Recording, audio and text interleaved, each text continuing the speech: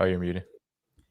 Yeah, they said we violated their firearms policy. That's wild, man. Yeah. That's. I We're, mean, we're, I don't show weapons on my show, which is hilarious because there are entire channels dedicated to guns on YouTube. Like literally, there are YouTube channels that are just about guns. But channels like ours show a gun, we get yeah, nice. I thought that was good. Don't right wingers show guns all the time on their channel? And you guys say I use nothing but corporate media headlines for a reason. I was just explaining what 30-6 is. Isn't that important to discuss? I feel like I was very careful with those stories. I may be wrong, but I feel like I was being careful on that. But Danny, I know you don't have a ton of time left. I want to at least provide some content because we still have a lot of people who watch on X, and we still live on Twitch, and I'm also live on my personal YouTube channel. It's not big, but I know a lot of people in the RBN community follow it. So thank you for everyone who on X who tuned back in. I need to tweet out what just fucking happened, man. That's crazy. But Danny, let me reset the conversation. I know you don't have a ton of time. Maybe another 15, 20 minutes. I also have Chris joining. I need to send a link to him too. We got a new link. Fuck. So Danny, I won't pass it back to you. I know we got stuck, and you probably lost your thought process. But let me show you this to get us back on track. And while you do that, I'm going to be sharing the link to my other guest. So feel free to take it as long as you want. I'm going to start here so you have a direction because I know I kind of cut you off.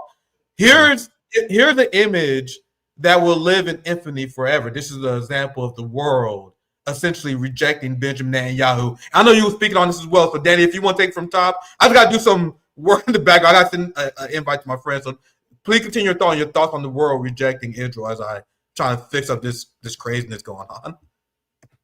Yeah, well, this is an outcome that should have been expected after what Israel has been doing for the last almost 2 years now to Palestine, to the Palestinian people. And the situation just continues to get worse and worse. A lot of people lay this at the feet of Netanyahu, and indeed he is the face of the Israeli regime. But the Israeli regime has essentially done this to itself in totality.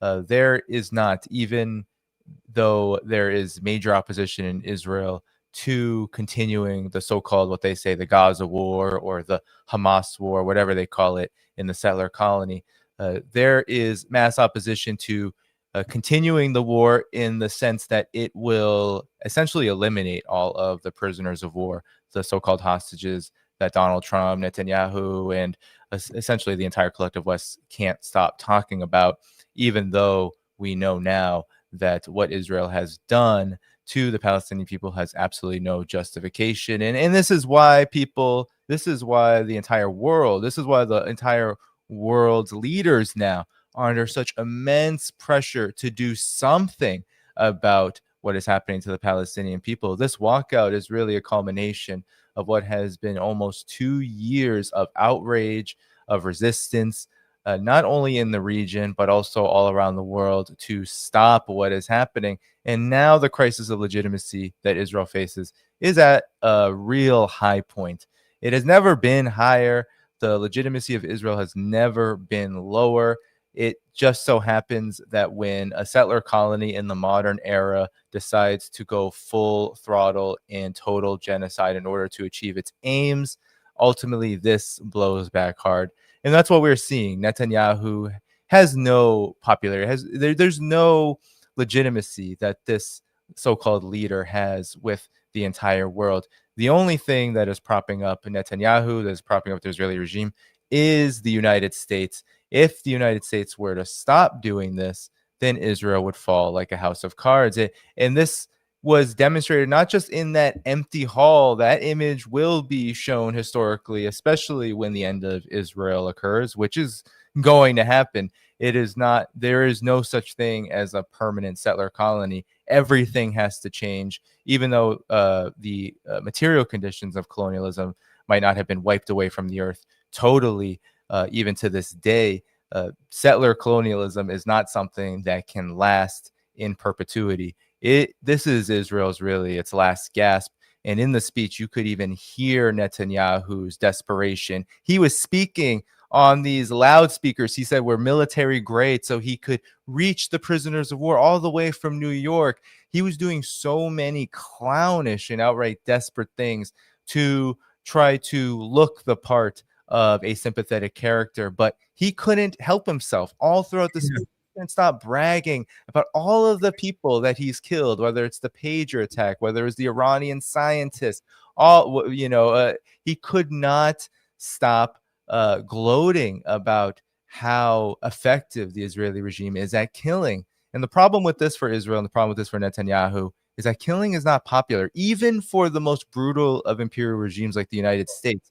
The United States has a really difficult time bragging and gloating actually about killing when it gets to the highest levels of the political establishment. And that is because unlike Israel, there has been a much longer history of what it means for a population to be exposed to that kind of mass murder that has been projected all across the world by the US empire. And that has led to resistance, that has led to social movements, and that has led to a general unrest that even to this day, it is very difficult for the United States to out and out go full-scale military intervention anywhere. It has to find all different kinds of ways to hide the true face of empire. Israel has no ability to do this. Israel is a puny, tiny, so-called country. It's a tiny colony. It doesn't have the capacity to reform itself. This is what Israel is, and this is what Israel will always be until Israel is over, until the era of settler colonialism in that region conducted by Israel ends. And that period in history has actually been accelerated to such a incredible degree over the last almost 2 years now that I don't think anyone could have foreseen this coming. Now it is really just a matter of time until what we saw at the UN General Assembly begins to bear even more fruits. I don't think people remember history during, for example, the imperialist war in Vietnam. There were many such moments where the entire world was absolutely disgusted by what the United States was doing. And then eventually the United States had to pack its bags and run away. The same thing happened in Afghanistan to the United States. Israel is going to face the day where it can no longer operate and continue on its greater Israel expansionist and imperial and colonial policies as it's been doing. And that period is coming. So this is really a big signal, in my opinion, that there is all the groundwork for the collapse of what is Israel. And now it's just a matter of the resistance to it, both in the region and around the world, of continuing to strengthen and continuing to build to make that happen, because Israel won't change on its own. Actually, Israel is doing as much as it can to detonate itself. It's just it can't press the button on its own. Yeah. Thank you, Danny, for your amazing take on this and your breakdown, especially while I was getting everything fixed. We're still live on X. That's where I get most of my views on X anyway. So, and I'm also on my backup channel, which I haven't streamed on in a while. So I don't think we're banned on RBN. We're talking about it behind the scenes right now, but we're gonna keep this going. Danny, just let me know how you're doing on time. We got a few more things we're gonna quickly touch up on. We also have Christopher Helali, I think it is, who joined us here very soon. So to your point and to what we're covering with the world completely rejecting Netanyahu and Israel, once again, I think this is going to be a very powerful image that will last a very long time. The ADL boys and the Zionists, they're not taking this well, Danny. They're busy essentially calling the entire world Hamas. Oh, here are the consequences of your actions once again. This year, ADL's Global 100 survey of anti-Semitic attitudes around the world found a 46% shift. 46% of the adult population, 2.2 billion people, harbor elevated levels of anti-Semitism. That's nearly double the rate that we saw a decade ago. For the first time since we started tracking these attitudes in the 1960s, the younger generation is more likely to hold elevated anti-Jewish views than their parents or grandparents. Let me repeat that. The younger generation is more likely to be anti-Semitic than the older one. I was telling people in the space today, I think the kids are all right, man. And it's only going to get worse because the global community, I would say the global majority, they have been on the side of Palestine. It's the United States that's catching up. It's the UK that is catching up. And the reason why you see Italy sending military equipment to protect the flotilla that Israel is threatening, the reason why you see Spain doing that is not out of the kindness of the heart of the ruling class. They're responding directly to the pressure by the proletariat in their country that is hitting the streets. Yep. It's becoming politically unviable, Danny, to at least not pretend to support Palestinians. Do you think that's accurate, Danny? Anything you want to add before I move on? Yeah, I mean, that's 100% accurate. It is political and viable. Even in the United States, it has to be remembered that Donald Trump had to campaign incredibly hard in areas of the United States where it was perceived and actually very real, the perception in these particular parts of the country, for example, in very heavy Arab and or Muslim cities across Michigan. Donald Trump had to campaign very hard, and he campaigned, and he had to actually make good on that campaign. Even if it wasn't enforced, he had to make good on the fact that he was going to seal the so-called ceasefire that, of course, wasn't worth the paper it was written on, if there was actually any paper at all that it was written on. So, but he had to do it. He had to actually act on it in the beginning because that is what got him elected. Ever since then, we've seen, of course, both the United States and the collective West do their own kind of dances around this issue, continue on the path of what this ADL figurehead spokesperson says about people who resist Israel and who oppose Israel's genocide. But now you see European leaders have had to listen to their people only to the extent that they will pay lip service and, of course, do what all arrogant either former Western empires, now U.S. junior partners, or what the United States always does, which is, oh, yeah, no, we support the two-state solution as long as we dictate what it looks like and as long as it works and serves us. That is how it's being framed right now. But even that step, even that move that they've had to make is a clear indication that all across the world, even in the centers of the collective West, the so-called Western imperial, quote-unquote, civilization, the people in these countries are fed up with this. They're fed up with this in large part, and I was recording a video on this. It's not only because of the atrocities and the horrors that there are going to be many people who have principles and who believe in something and who have an ounce of humanity who, of course, are going to be horrified by a genocide. But now it's becoming this kind of groundswell, a contradiction where it's not just the atrocities. It's the fact that there is no other way out for Israel. And I think more and more people are recognizing this, that this is what Israel is. And they don't see any possibility. They hear what the Israeli military officials say, what Netanyahu says. They see what they do. And the only conclusion you can make is not just they want to do this, it's that they can't do anything else. And that then speaks to a general crisis that happens a lot in various phases of the development of a colonial system, of an imperial system. It eventually ends up that these contradictions are just too heavy to bear, and they begin to create cracks. And those cracks are what are going to eventually lead to the demise of Israel. And that demise will, of course, be led and facilitated by both the Palestinian people themselves, the resistance, and the world that supports them. And I just want to say a quick comment on this because I have received some pushback about my I don't criticize China or even, let's say, Russia for getting more directly involved.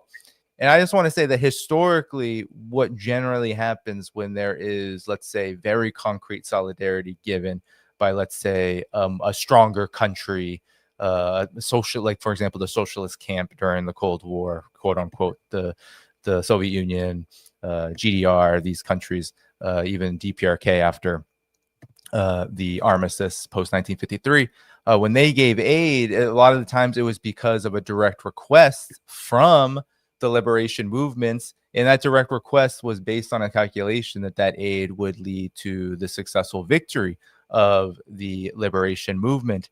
And what we see now is that we don't have such requests coming from the resistance, and we have a country like China saying we respect the right of the people of Palestine to resist by arms. And now it's up to the conditions that we create worldwide to ensure that more room opens up so that the solidarity that is shown, for example, with Israel doesn't lead to a disastrous third world war. Because at this moment in history, what we know, what we can guarantee is that the United States will do anything and everything to protect Israel. Actually, it even stopped the war from going overboard. For example, the 12-day war that Israel tried to wage against Iran and failed.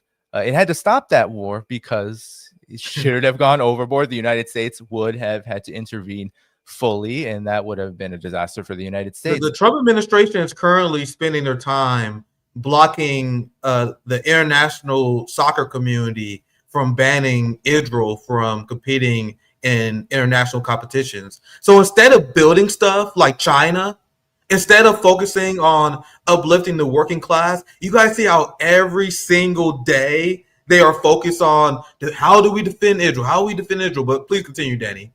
No, yeah, I just wanted to say that this situation, this moment in history, what it really does actually speak to is the fact that the resistance is getting stronger. We had hits, for example, against Hezbollah, the horrific pager attack, and the gross violations of international law that both the U.S. and Israel facilitated to, conduct that horrible assassination attack.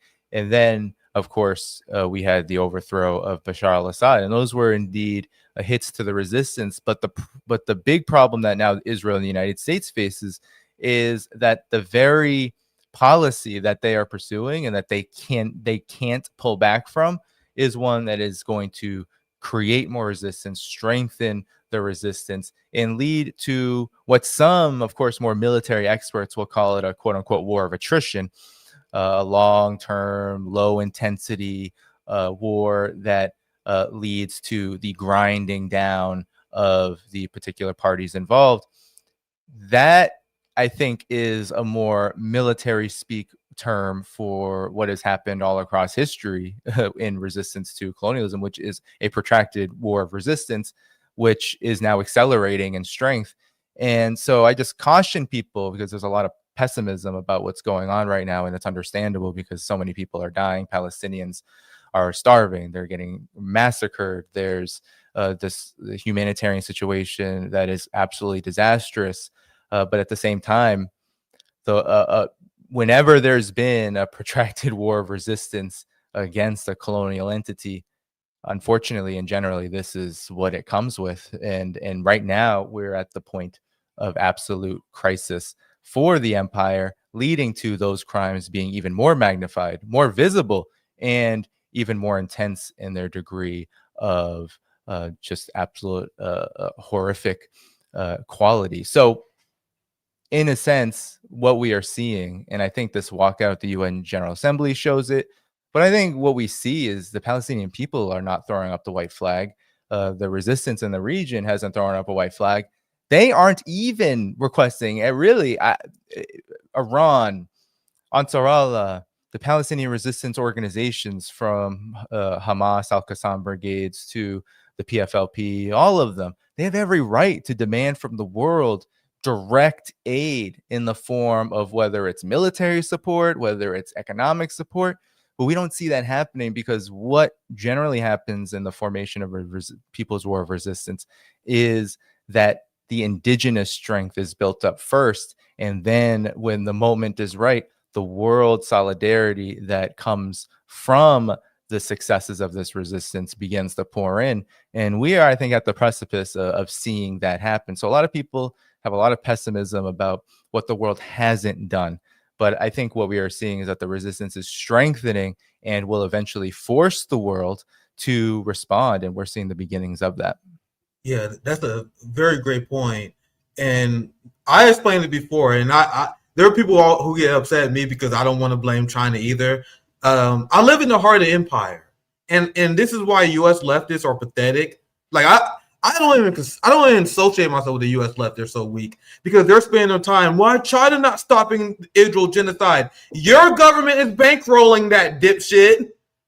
Your government is threatening war with China over Taiwan. So would it be smart for China to put themselves in a vulnerable position before this upcoming confrontation with the West that's going to happen? It's the dumb brain, the low IQ leftists, the people who fought. These are the same people who repeat the Uyghur genocide bullshit, for example. And if you live in America and if you're a Palestinian, I'm not mad at you at all. I think you should curse everybody, curse the world.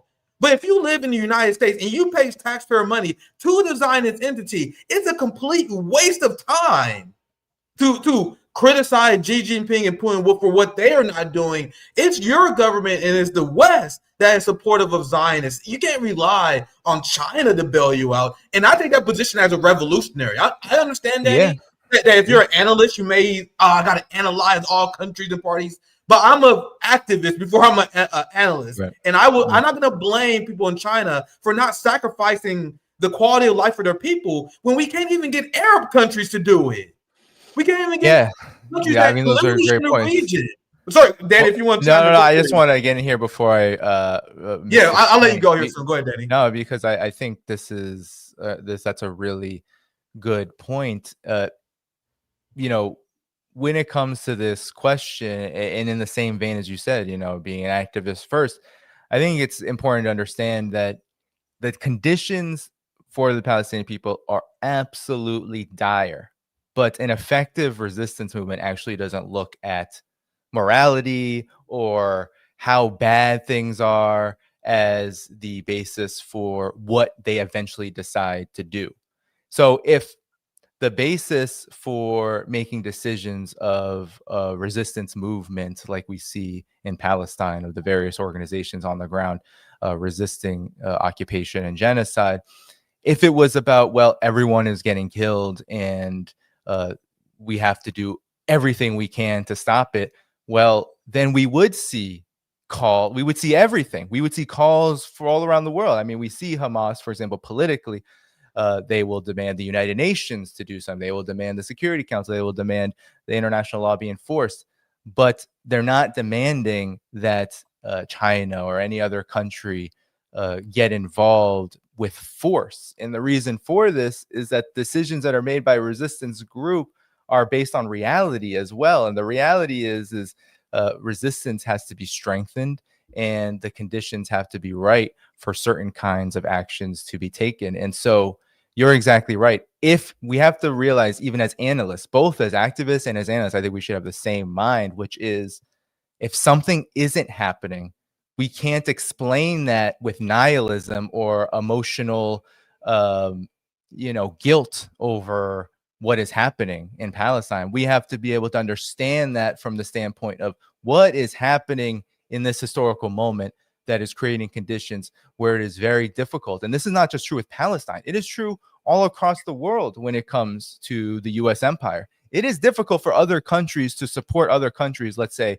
with military support, with aid, these kind of things to movements. There's been a lot of reasons for this. And a big one is that the United States has wielded all kinds of ways to disrupt and destroy. Even if it's not effective, the chaos itself can be a major problem. And this is why countries like China make decisions based on whether what they do will have an effect that is greater, not only for the benefit of the Chinese people, but also the world. So if the calculation is that certain kinds of support cannot be given to the Palestinian people because Israel and the United States are literally blocking it, like literally making it impossible to get aid in. They're literally making it impossible for a world economy to function, even under the auspices of quote unquote normal capitalist relations. We have to remember that the United States and Israel are conducting incredibly horrific forms of economic warfare as well. The siege of Gaza, and then of course the sanctions everywhere. And we've just seen with color revolution attempts in Indonesia and the successful one in Nepal, we see that the United States is ready and willing at any point to disrupt development, disrupt any kind of progress that has been made. And so calculations are made. It may not be what we like what we like to be happening. It might not be the ideal, but resistance and progress on the basis of building an alternative to empire often doesn't operate within ideals. Actually, it operates within the real world as it is. And then progress is built on top of that and moved ahead of that. And that's why we see the resistance in the region strengthening. That is really the important focus that I hope people in the United States and in the West begin to focus far more on, because it's the development of that resistance from the principles of self-determination, what has actually worked all across history. It has never been that another country does something to, let's say, the United States or Israel, and that suddenly leads to the crumbling of the regime. That has never happened in the history of U.S. empire, I guess you could say, or Western empire throughout this whole 100 plus years history of modern capital. We've never seen it. What we do see is resistance and movements get stronger, actually maybe get so strong that they win, they liberate themselves. And then, but when they're at the point where they're strong enough, then they get real support. They get real support from governments, from movements all across the world. And that is what then leads to this moment of true victory. But we have to pay attention to the resistance in the region, because they should really be our compass. We have to be focusing on how do we stop the United States? How do we, the real solidarity is stopping the United States, what it's doing. We're the enemy from within. Full support for Israel. And then we need to pay attention to, okay, what is the Palestinian resistance saying and doing? What is the resistance in Yemen, Ansarallah, so-called Houthis? What are they doing? What is Iran doing? What is Hezbollah doing? What are these forces doing that are both building in strength and regrouping and trying to organize a stronger force of opposition to Israeli and U.S. Occupation and empire? What are they doing? What are they saying? And what can we do here, not to quote unquote directly aid them, to get the Fed jackets and all those off of our backs. No, it's not about any direct aid to any kind of movement like that. It is that we have a responsibility and our duty to oppose and take real concrete actions to stop what our government is doing. And that's always been with Vietnam, Korea during the Cold War, when communists and various other movements supported the war of resistance in Korea. On and on and on. The Cuban Revolution, we can go on and on and on of examples of people taking real action against their governments so that those movements could be more successful. And that's really the model that we should be going on, not demanding a country like China, which has every reason to be careful of not getting ensnared into a conflict with the United States, given that it is militarily surrounded, given that its development is predicated upon its ability to be involved in the world economy. It has every reason to be wary of any kind of adventurous moves that maybe some of us who sit in the United States and the West might say, that's not so adventurous, that's not so extreme. But at the same time, we do not live in a quote unquote sane world order. The unipolar order is not based on rationality. Even if the U.S. empire is weak and on its heels, which I totally believe it is, being weak on the heels and desperate also means you're willing to do some absolutely irrational things in order to stop your retrenchment, to stop your decline. And that is what China, that is what all countries around the world trying to build an alternative to empire have to contend with every single minute of every single day. So it's really important that if the resistance in the region understands this, then we need to understand this too, and see that it's a lot more complex. And people who build solidarity, and people and nations that build solidarity, it's not always cut and dry, black and white. There's a lot of things that we don't see, that we don't understand, but we got to continue to learn. Very well said, Danny. And I definitely appreciate your flexibility. You provided a lot of great comments today on world events. I want to make sure I get you out of here. Then one more quick thing I want to show you, because I found this funny. I want you to comment on this, because this is on the ongoing theme of what we were discussing, how much the United States populace is finally turning against Israel. And I know this has to be, and I've been talking to everyone about this, like people who've been following this for a long time. Like, we always envisioned this. We always had the revolutionary optimism about how the Zionist state is only on borrowed time. But it's still amazing to see this happen in real time. I know they're analysts, the way they talk about Zionism and Israel may not be the same as us, but seeing the right turn up against Israel has been amazing. I never imagined it would happen this quickly. And Democrats are realizing this. And this is the last thing I want you to comment on, Danny. I'll get you out of here. Because no problem. The Biden administration and their aides and people like Kamala wrote a book where she admitted that the Gaza policy cost her the election. And she has the very bold public, she has a position she has taken that she wants everyone to know that she's a coward in public. But privately, all these Democrats, including Kamala Harris, they're actually brave, Dane. Don't you know they was actually speaking up behind the scenes? They want you to know that in public they are a coward, private they are brave. I don't know why they think this is like a good thing to admit, but I'll just read a few headlines and then I get your last thoughts here. Some Biden aides are shifting their tune on Israel. Some are changing positions because of Trump's approach. Come on, man. And a few are wrestling with whether they could have done more while in charge.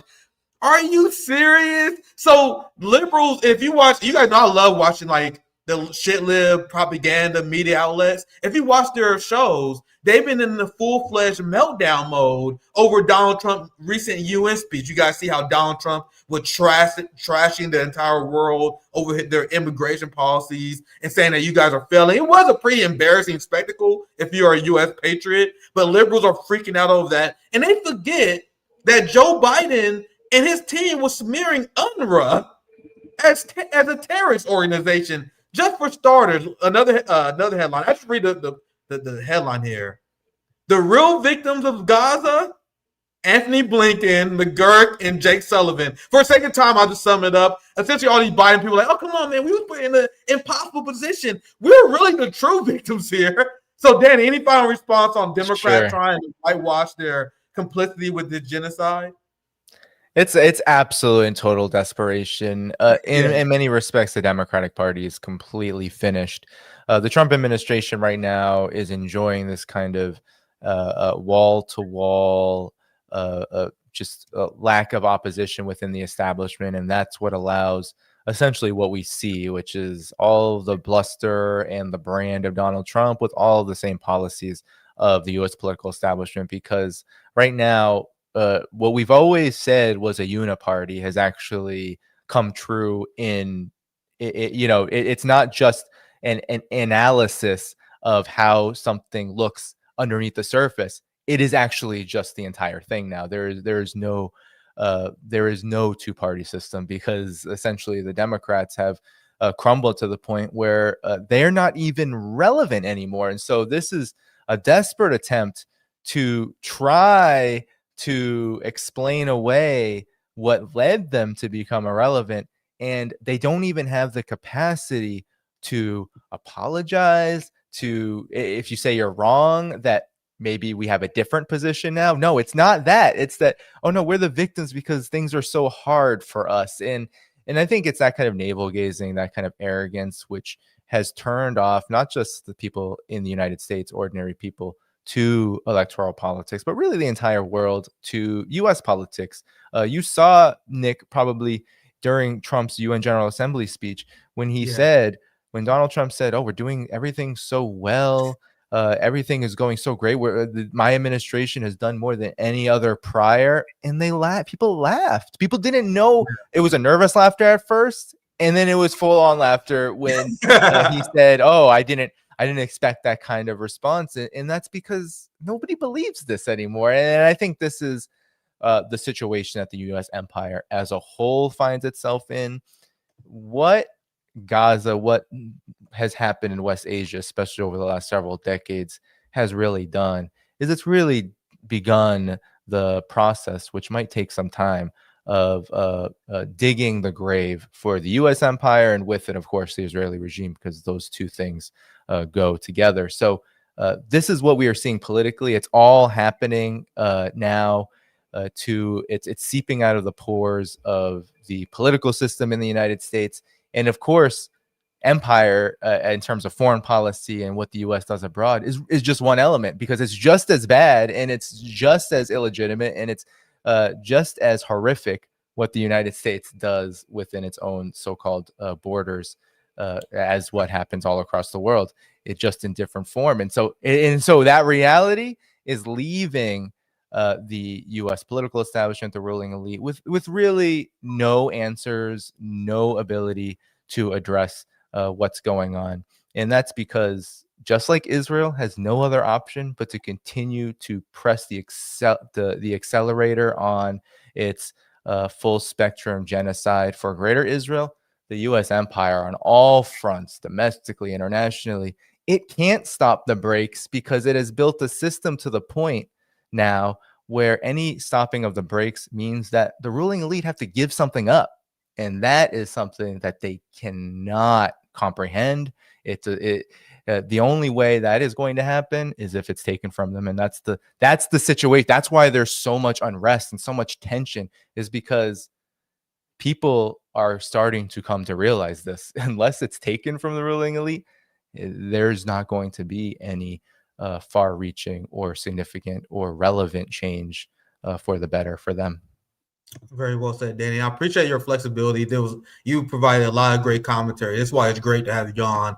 And it's great to have you on with Venom, and you killed it as always. Always great to have you on. I want to quickly touch on this before I forget, though, because there are people who say this to me all the time. I'm always baffled that you guys assuming I'm punching down. But I will make it 100% clear. Like, when I'm criticizing these Arab countries, I'm talking about the top, the ruling class and the elite. I've explained many times before, I share kinship with my Arab brothers and sisters, because I go through the same thing with the Black Congressional Caucus. The first Substack article I wrote that launched my political career was my criticism of the neoliberal Black capitalist class who sold us out. So I share a kinship with you, brother. I share a kinship with all that. I see people always say, Nick, come on, man. Why are you bashing us? Like, I'm not bashing you. I'm bashing the ruling class that sold you out, like everyone else. But Danny, thank you for joining us. Any shout outs, anything that's coming up for you? I just want to emphasize, like, guys, I know I'm 100% not blaming you. You guys are victims of Zionist infiltration of your government, just like us. The Black capitalist class sold us out to Israel as well, even the most progressive among them.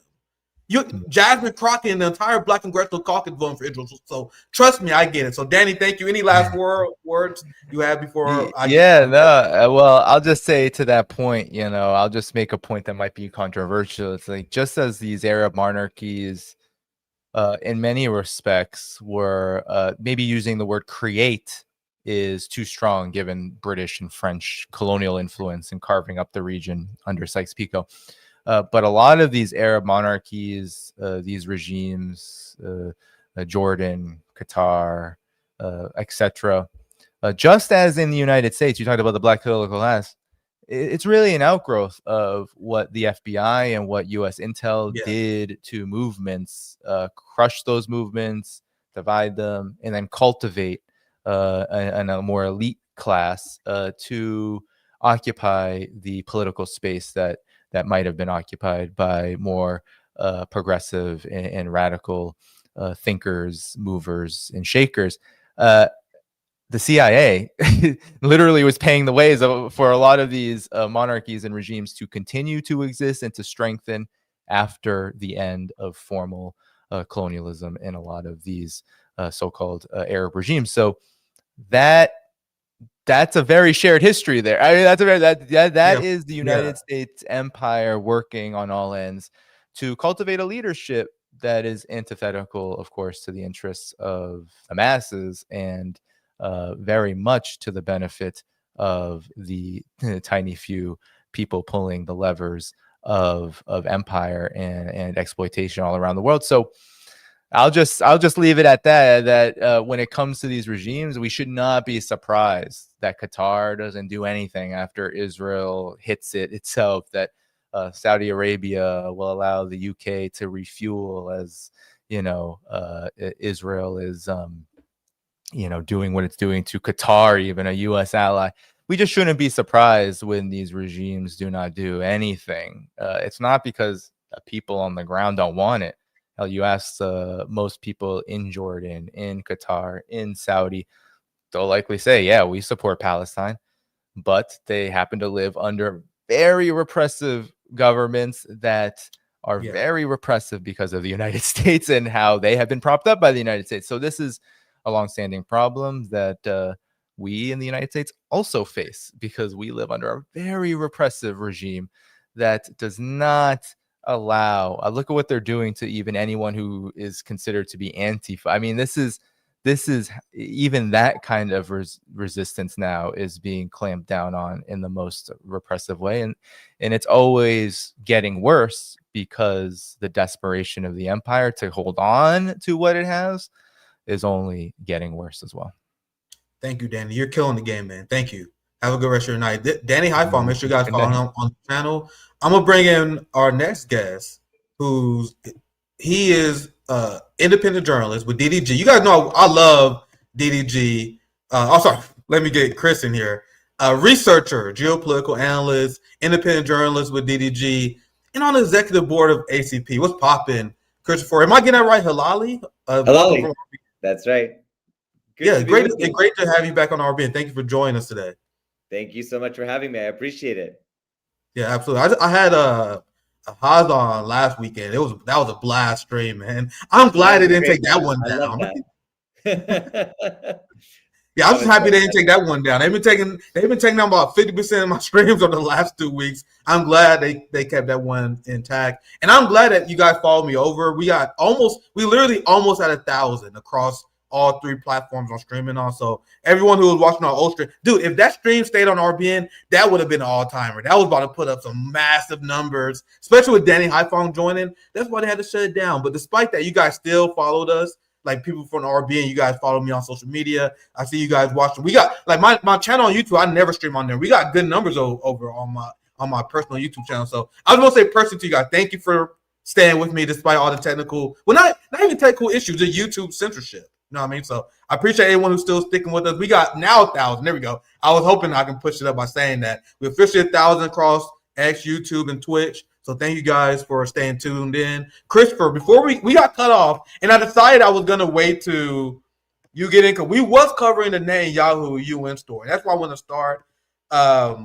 My entire outline, my entire show got completely thrown into chaos after my stream was pulled. Danny is the man. Thank God he was doing a lot of ranting for me, a lot of explanations as I was getting things set up. So I'm actually going to restart here, because I know I covered this a little bit in the beginning, but you guys missed that part. That part was cut off when we was discussing Netanyahu. So I feel like I'm winging it. I feel like let's cover this with Chris. Might as well cover this with Chris, because people who watch this stream now probably missed it. So Chris, I want to get your initial thoughts on the world rejecting Israel. This is the sorry, let me make this a little bit bigger. I'm gonna have this play in the background. This is Netanyahu visibly shaken as the world completely rejects Israel and Walkout. So I want to get your initial reaction to get us started. Thank you for your patience, and thank you for joining us tonight. Thank you so much for having me. Of course, this is an important moment, I think, what we call an axial moment in history. The Zionist regime is by far the most isolated that it's ever been. You can see from the images I'm seeing, and I've had the honor of speaking at the United Nations like Danny before, and I've spoken in that hall of the General Assembly before. And you can just see, you look at his face, everybody's leaving, everybody's walking out. But at the same time, of course, there's also a sense of hubris, because the Zionist regime is a nuclear power. The Zionist regime maintains a nuclear arsenal. So it doesn't matter if that whole crowd walks out. They still possess the most important weapon in international relations to defend one's sovereignty and to project power, which is to have the nuclear capability. So I think that it's very, very important to recognize that, look, he's basically looking, he says, okay, I know who you are anyway. We now have multiple countries in this General Assembly session that have recognized the state of Palestine. Okay, and that's an enormous advance. Okay, very late, obviously, but we can at least take credit for the importance of the social movements around the world that have continued to make Palestine the central issue of the various social movements. However, the question then becomes, is it too late? I believe that Palestinians will never say it's too late, not to the drop of the last blood of the last Palestinian, but the cost has been enormous. I mean, if some estimates are to be believed, almost a third to a half of the population of Gaza has been exterminated by the genocidal Zionist regime. So we're looking at tremendous death and destruction. But of course, look right there. Look at the isolation. But you know, in the international system, that already the West, the collective West, is already a minority in the international system. So this is just an even smaller minority within that, because there's not unity. Obviously, many Western countries now have recognized the Palestinian state. But the United States and Israel together there, that kind of power. And don't forget, this building is where? This building is in New York. This building is in the empire, right? So think about that. Who cares? It's not like it's in Beijing or in Moscow or in Johannesburg or Pretoria or in Brasilia or in New Delhi. Nobody cares. It's in New York. They come in there, you know, this is Netanyahu's territory. He comes in and that's it. He owns the show because the United States is the biggest, you know, benefactor for this regime. And so when you understand that, I mean, okay, he's isolated. But my fear, and I just want to put this out there, I want people to think about this. My fear, and what we've been seeing, is that Netanyahu has been saying that they want to develop a domestic military capability to be self-reliant. Think about this. Self-reliance is at the core, for example, of the Juche ideology of the DPRK. Yes. Right? Yes. So in a strange inversion, the Zionist regime will become the DPRK for the West. They will become isolated, but they don't care. They are a nuclear power. They will become a rogue state, which they already are under international law, but they are going to do what they want to do because they maintain that power until a force equal to or greater than it can destroy it. Or, of course, if it's destroyed from within, and we know there's a lot of social unrest within Israeli society and political unrest. We know, of course, the ongoing court cases, the different factions of the Israeli ruling class that are fighting amongst each other. So there's a lot to be said here. But my fear is that we are entering a period of time where they're so belligerent and rogue that they are just going to be the DPRK, but not for the left, but for the right. Right? And they're going to do what they want to do with total impunity, because who's going to hold them accountable for this? You've clearly seen that international law is only as powerful as the person who can enforce the decisions of an international body like the ICJ. But until that point, there's no one to hold them to account. Yeah, that's why we have to be the enemies from within. That's why people who are living in the empire, we have to be 100% willing to support the resistance from the inside, with boycotts, with refusing to support any of these Zionist genocidal parties, even if you're a quote unquote liberal Zionist, not organizing with them, cutting them off from the head. I believe that's the only way that this Zionist regime will be held accountable, because we know that Israel has been, their economy is destroyed, but it can always be propped back up by Western capital. That's how they survive. That's how South Korea survives. North Korea is self-sustaining. It's surviving even with massive amount of Western pressure. But the Western capital literally built South Korea, and they had to bail South Korea out many times, and they're gonna have to do it again. That's what the West will do to protect their colonial projects, just like in Israel. So the best thing that we can do, and that's why we are seeing this rise of Zionist fascism, because they acknowledge the real threats. They have two primary threats: the threat that comes from the resistance that can hurt them on a logistical level. And I'm talking about Yemen. Like Yemen in the blockade of the Red Sea had a real tangible economic effect on the state of Israel. But then you also had the boycott, divestment, sanctions movement. So do you guys think that Republicans and the people in the West, they want to openly oppose free speech? They love the illusion of Western values, and they will give you as much as they can get away with. But the fact that they were willing to pass anti-BDS laws in over 30 states and openly come out against the First Amendment, do you guys know how much of a panic they are in to do that? It's because the BDS movement, just like in coordination with the resistance movement, has done massive damage to the Israeli economy. But very thoughtful analysis, and it's very thought-provoking. There's a lot I can take from there, but I'm going to continue with this. And I was sharing how these images of Israeli isolation, I truly do believe this image in particular, or any sort of variation, we will be seeing, I don't know, maybe our textbooks, but textbooks all around the world for damn sure. Because you want to know what they're learning in kindergarten in China? They're telling people, the kids in China, they're in school right now about the genocide in Gaza. So this image, I promise you, will go worldwide and it will be studied for decades to come. Anything else you want to add? Actually, let me play the video before I get you back in here. I had this playing on mute, but I think it's very powerful to hear the audio. So I'm going to play the video one more time, and then Chris, I'll get you in here for any of your thoughts. Let me unmute.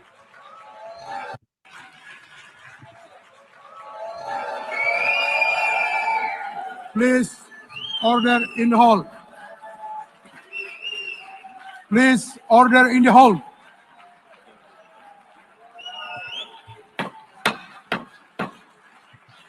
Please order in the hall.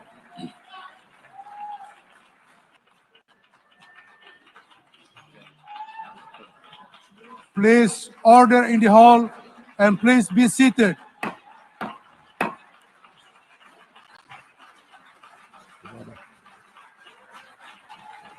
Please order in the hall. Once again, this man should have been arrested. But Chris, any thoughts before I move on? He has an active warrant, by the way. He has an active warrant for his arrest by an international court, and you see how it's enforced. You see the so-called Western values that you were saying that are shoved down other people's throat, at the barrel of a gun. But of course, for everybody else that's an ally or friend or a proxy or a stooge, everything's okay. I want to say that you're absolutely right. The BDS movement is having tangible impact now. We're seeing it, just the announcement today that UEFA, if the reports are correct, that Israel has been banned, its soccer team has been banned from participating in UEFA, is very big. It's slowly further isolating them from the elements where they can project soft power. The fact that Israel can participate in UEFA, the World Cup, in Eurovision, which of course is also very strange. Eurovision, why Israel and Eurovision? Since when are they a European country? But okay, we know they're telling the truth that they are an outpost of European settler. That's hilarious.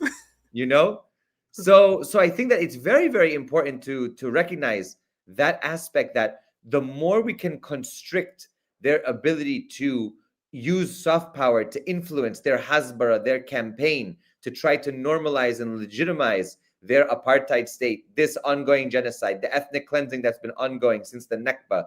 I think that as you begin to constrict that, obviously the earlier clip that you had of Greenblatt basically saying that, 46% increase in what they're seeing in their statistics for people against Israel. Well, of course, because we're watching it live on our social media every day, all day. Kids getting blown up, people starving to death, the inability to get aid out there. I mean, this is a pivotal moment where, as you know, many of the rabbis that I speak to who are anti-Zionists say that Israel itself has made anti-Semitism so rampant today because people are seeing a live Holocaust on our phones and saying, how could it be that the people who had a Holocaust committed against them are committing another one. And people are genuinely angry. And this is a space where that anger has been siphoned in different directions. And it's causing real issues overall. And I think that absolutely the ability of BDS to really have an impact, these flotillas, all of these actions are having an enormous impact on social media. Now, of course, I want you, as we move on, I want you to think about this. The fact that the Zionist regime is so committed to seizing by force or by sheer business acumen to go after and to buy TikTok, to buy whatever they can in terms of social media, to be able to control the narrative, shows you just how scared they are. And I'm fearful that the acquisition of TikTok by what was his name? Ellison, right? That by this crew of people who are beholden to the Zionist project and very much committed to the IDF and what Israel is doing, I'm fearful that they're going to try to silence voices. I think the cat's out of the bag at this point. There's no changing, the younger generation's perspectives, but they really want to spend a lot of money and effort to try to stem and turn the tide. And I think that this is also part of the ongoing situation with the recent assassination that we saw. And I think that there's a lot going on behind the scenes at this point. There's an all-out offensive to control the narrative at all levels, because this is existential for a nuclear power, and that's how we have to think about it. Well, very well said, Chris. I don't have time to, and I don't have the stomach to. I didn't watch the UN speech at all. I can't. You guys know I want to watch some fucking dirty ass propaganda, but there's some things I can't do. You guys know that Charlie Kirk, he was on my ban list. You guys notice I never did videos talking about Charlie Kirk before, because there were some people that just so beyond the pale and not even worth breaking down the propaganda. I can't stand Netanyahu, but I do have a few short clips that we will break down just to give you the overall vibe. So, but if Netanyahu is speaking, of course he's lying. They beheaded men. They raped women. They burnt babies alive. They burnt babies alive in front of their parents. They burnt babies alive in front of their parents. You know who burns babies alive in front of their parents? The Zionist regime. Exactly. You want to know who beheaded babies? We have the evidence for that because it's all over our phones. Right? We have how many videos of them bombing schools, refugee camps, hospitals, churches, you name it, mosques. That's what they're doing. There's no evidence for half of the things that he's saying there, if not more. I haven't seen anything about the burnt babies things. Has been debunked how many times? If Hamas is so bad, like they claim they are, why do they have to lie about them? This is a question that I've been asking for 2 years. Like whenever I've been begging people like Dave Smith to debate me, because Dave Smith is one of these people like, oh yeah, I hate Israel, but fuck Hamas. Okay, if Hamas is as bad as you guys claim, why do you have to lie about them? When have I ever told a lie about the crimes the United States empire have committed? I have never told a lie about what our country has done. The reason why they have to lie about Hamas, because they know Hamas is 100% in the right. And they are engaging in their internationally recognized right to armed resistance. And Hamas has said 1,000 times before that they are welcome to war crime charges and investigations into their own, because they're following the international law of armed resistance. And of course, like any military, any campaign, there may be rogue actors, but it's been proven without a shadow of a doubt that these claims that Hamas burned babies alive, that there was a mass rape campaign during October 7th, which is absurd at face value. The Zionists, they want to create an era of anti-intellectualism among the human species. They want you to believe in an operation where over 300 Hamas fighters died. Do you guys know that? Why do they never mention that? Why do people never mention how deadly October 7th was for Hamas fighters? I don't know. It might destroy their entire narrative. Because if you know that Hamas was dying in mass during October 7th, they were facing Apache helicopters. They had settlers who was armed, who was firing at them. That was reported. There was a Hamas fighters who was probably shot and killed by Israeli settlers. So you have Israeli settlers shooting at you. You have a timed operation where you got hit checkpoints, Apache helicopter hellfire. But what these people want you to believe, in this high pressure, high tense situation where you are watching your comrades die en masse, they want you to believe that they took rape breaks. In this crazy military operation, they're like, all right, guys, take 5. Let's find some Jews to rape. Do you guys understand how stupid that is? So during this military operation, they took time out of the day. Because remember, their operation was all about taking hostages, remember? They wanted to take hostages. So for them to be militarily successful, they wanted to take as many hostages as possible, right? So how did it make sense for them to throw babies in an oven instead of taking them as hostages, since we know that is their political goal? Now, I'm sorry for insulting your guys' intelligence for even taking this seriously, but do you guys see why the world is rejecting this? And why anyone who repeats this nonsense, like Bernie Sanders and liberal Zionists, are scum who should never be trusted?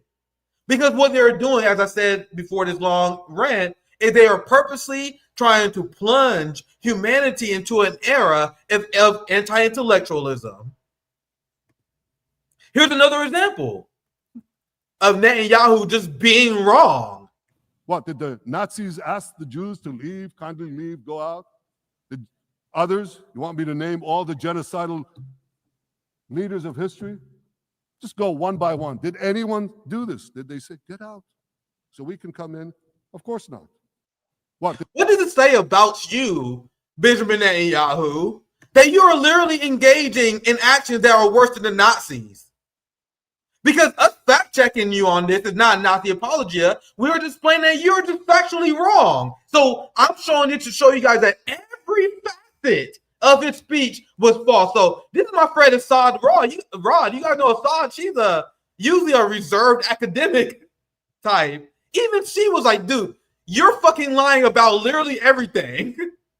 But Chris, any other reactions? I could show more clips, but the entire speech was just riddled with genocide denial and them doubling down on their offensive, their grotesque foreign policy. One last thing I'll share, and then I'll ask you. Go ahead, Chris. Go ahead, Chris. You're absolutely right. And of course, we don't even talk about October 7th, the Hannibal Doctrine, so many things that went down. I mean, a lot of the people who were killed, if not, I would say the outright majority of the people who were killed by their own military forces. Yeah, I was just scratching the surface. Yeah, of course. So I think that there's so much more that needs to be understood. And let's be intellectually honest. The survivors who were, the hostages who came back, none of them have claimed to have been sexually abused. The one that came back who was actually raped by her fitness instructor said that, oh, they looked at me. And the way they looked at me was like a form of rape. Please give me a break. Give me a break. Things have, we still live in the real world, and real world has definitions, and definitions have meaning. You cannot just say, oh, this means, the opposite. It just doesn't mean, no. Somebody looking at you, okay, that didn't rape you. They're looking at you. And probably they were just looking out of curiosity. Is this person okay? What's going on? Oh, I felt, undressed. Well, too fucking bad. Maybe you shouldn't be committing up to cleansing since, 1948. And maybe they won't look at you sideways, So I just think that there's so much going on here. And the problem is that there are so many people with PhD in their name, MD in their name, all these fancy titles that are so intellectually dishonest and trying to push people into a direction where they give up their faculty of critical reasoning and critical thinking and just accept the propaganda, the verbal diarrhea coming out of the mouth of Netanyahu and his ilk. And the problem is for them that people still have those faculties and are listening to people like you, like us, like so many others, and agree with us on some issues and disagree on others. The fact is, we remain committed to the Palestinian people. We remain committed to a project of liberation. And at this point, there's no denying what's going on. Before, when I was, earlier on in high school and college in the Palestine movement, and we were seen as freaks because it was during, the buildup to the Iraq War, and we were seen as, and of course I come from a Middle Eastern family, so I was seen as somehow a terrorist sympathizers. Oh, you love Saddam, you love Arafat, you love this, you love that. And we said, no, you don't understand what's going on. And I've been to Palestine myself. And when now people see it, I've even had people message me say, you were right. I said, well, I didn't lie. I just told the truth. You just didn't want to look. You didn't want to investigate. You didn't want to look close. Everything was there from the beginning. Everything that we're talking about was there. Rachel Corrie was killed. How many people died over there? How many people went there? How many delegations? How many books were written? How many investigations? And still, because their Hasbara was so powerful, they controlled the narrative. Now with social media, they don't control the narrative. And you see Netanyahu lashing out here, there, burning babies, raping this, raping that. Please, please. Now we have enough evidence in front of us to know. Nobody was taking breaks in the middle of that. You saw the videos, people running around, grabbing people, this, that, operations. You think people just stopped for 2-3 hours to do that? No, it didn't happen. There's no credible evidence. Nothing has been open and transparent about this. Some people claim to have gone and seen a 45, 50-minute documentary that nobody's seen, and everybody has a come to Jesus moment, or really it's a come to Zionism moment, where, oh yes, here we are. It's true. It's real. We haven't seen. Have you seen it? I haven't seen it. That's the lies that they keep on peddling. And the problem is the people now know that they're lying, and they have to now wrestle with the fact that they are further and further isolated than ever before in their history. Very well said. And it's great to have you guys on from the ACP. I never listened to the crowd who would try to prevent us from talking. You guys just saw the conversation I had with Haas, and there were a lot of people that never seen him in this environment. I am in a position, because I have Shama who joined next week. I'm giving a speech in October 12th because I'm strongly in support of her campaign. And she is not as tanky as I am. Like, me and Shama don't agree on everything, but I believe that it's extremely important for us to form this anti-Zionist alliance. Like RBN, I guess we're more of a think tank than a party, I guess. But I'm all about us forming all our organizations and us coming together in coalition with each other. That's why I love the Brothers of Midwestern March. That's why I had a great time with Haas. We're gonna have him back on again. But the question, and then the last question I'm gonna ask you tonight, is what is the message that's coming from your party? Because you're on the executive board of the ACP, the American Communist Party, in this time where the American people are waking up against Zionism, in a time where the capitalist class is trying to frame us for political violence. Like, for example, with Nick Fuentes in the Goipers, they were trying to accuse Jackson and Haas in the ACP of being responsible for killing Charlie Kirk. That's how much they were trying to shift the narrative against us. So the last question I want to ask you for a day, this has been one hell of a night with all my streams going out, so I'm going to end it here. Last off, what is the message as someone who's on the board for the left, for people who are still skeptical of the ACP, and what is your guys' message to the left and the working class in this moment, Chris? We can end it on this thought. Sure. I mean, I'm on the executive board. I'm the international secretary. So I'm the chief diplomat of the party. I maintain relations with all the parties around the world and some of the socialist countries. So the ACP is dedicated to the project of liberation in the great sense that it was understood in the 20th century. That is the liberation of the working class from its chains, the liberation of oppressed peoples.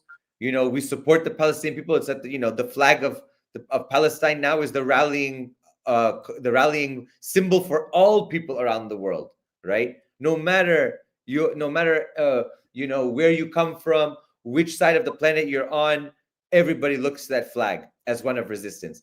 ACP understands that right now in the transformational moment that we are in the global system, that the main enemy of humanity is Zionism and US, EU, NATO imperialism, right?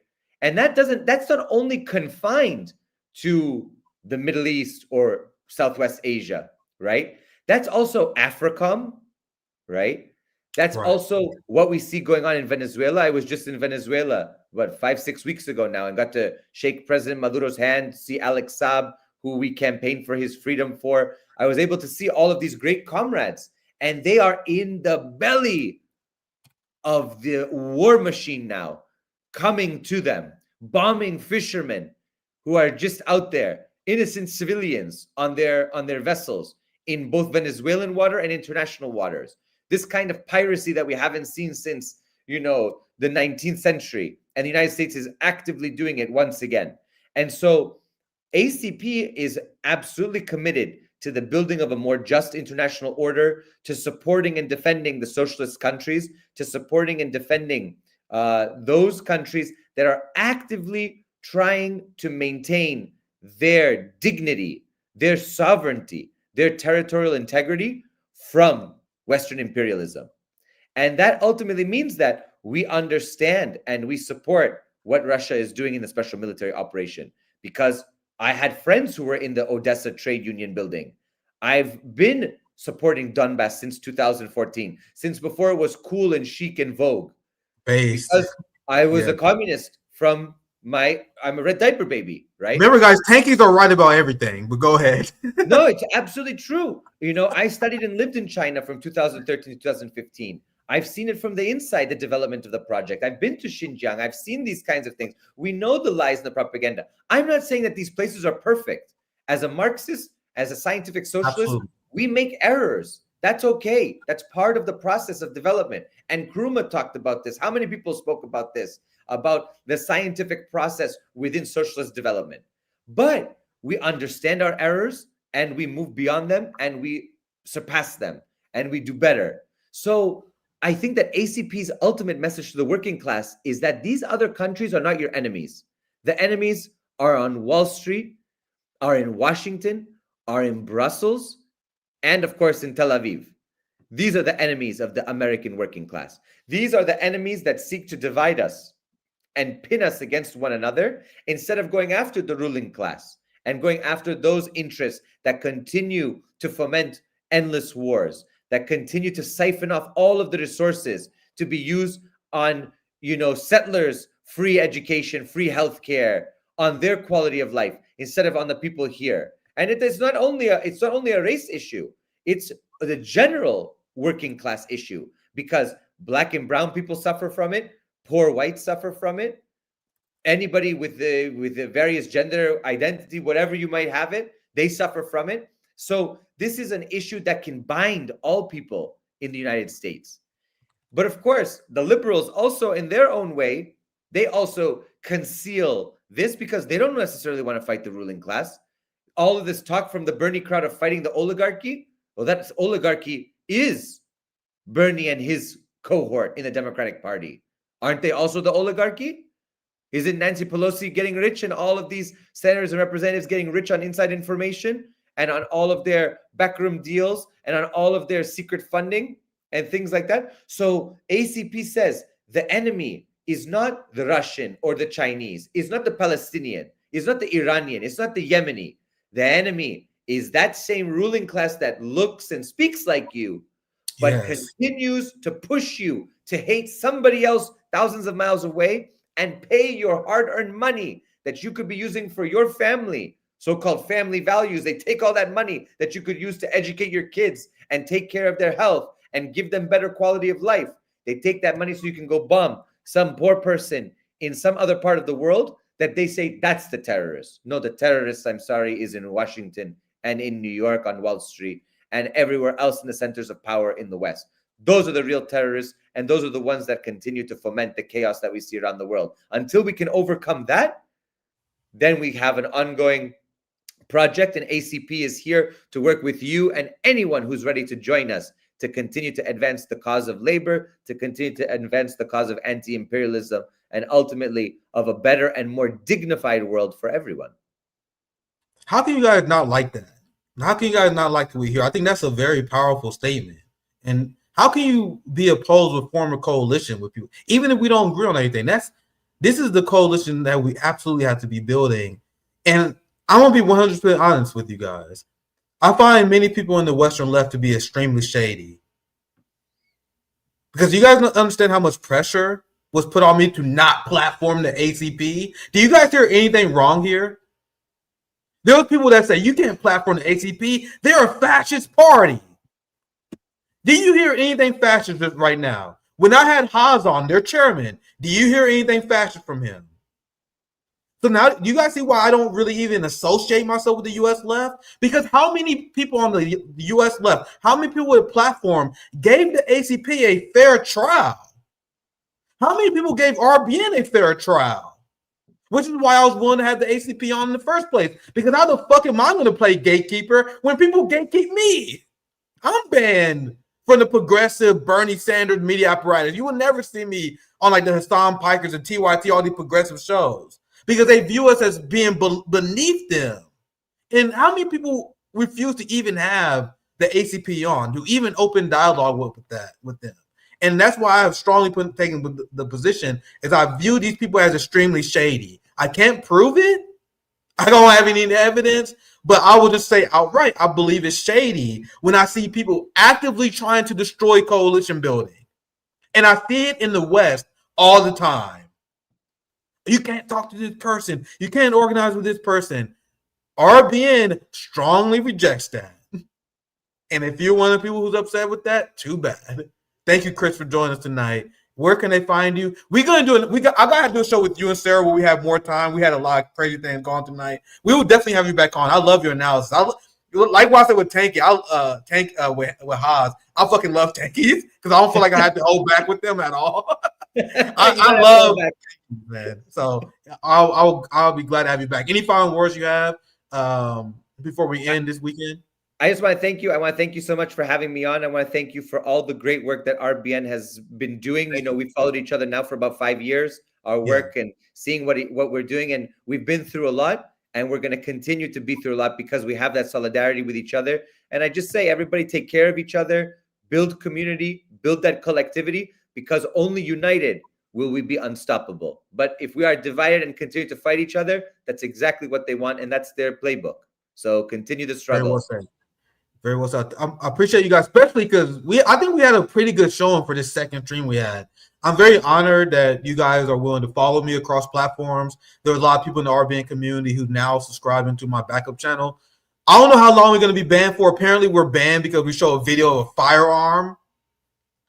Like, wait, I don't got time. I got to leave tonight, bro. I'm about to fucking destroy YouTube, though. Because I see, like, we talking behind the scenes. They literally... they pulled my video because I showed the video of that veteran breaking down a firearm. And they said that violate their firearm policy. And now we're banned for a week or so. And I'm going to say this. Don't they have firearm videos? You said what? Don't they have firearm videos on YouTube? I was just about to say.